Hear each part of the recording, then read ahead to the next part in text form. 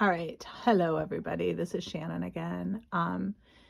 In the video about trimming half square triangles for our ShannaJean birthday quilt, we kind of teased about a technique that I like to use called spinning seams, which helps reduces bulk where you have multiple seams coming together. And for this square, we have 4 seams coming together, which could produce a lot of bulk right here. So on those 4 kind of big seams, you've got it every one leaning the same way. So we're all leaning the same way. So we almost have a pinwheel effect with that. And that helps us to spin our seam easier. So what we're going to do to get ready to spin our seam is grab our next square, and we're going to look at the final seam that we sewed. So the seam that sewed our two packs of half square triangles together to make our final block.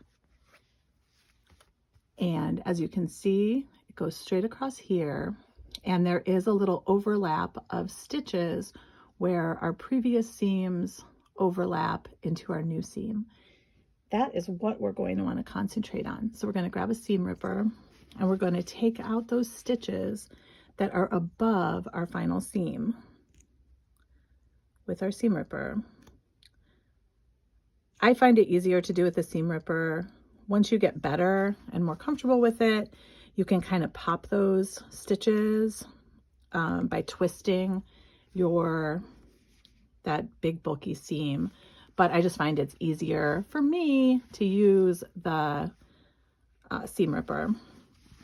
And as you can see, we've got this seam pointing up, this seam pointing down. This seam will point to the right and the seam will point to the left, and then we're going to be going in a circle around the whole thing.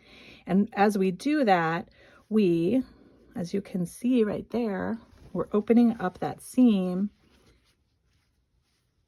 into this cute little square, and that is a very unbulky seam. So we're going to take our iron and we're going to carefully press around. We're going to press those seams open, and we're going to press right in the center. And remember that when you're ironing for quilting, you're pressing, you're not ironing. So you're not kind of pulling your fabric, you're just pressing down. So as you can see, the seam is open. It's not very bulky. I always like to turn my block over and press from the front as well. And you've got a finished block with nice flat seams ready to be laid out and sewn with your others. Here's what the back side looks like of a finished one as well. Yay! Hope this helps, and I hope you're having fun making your ShannaJean birthday cake quilt. Thanks.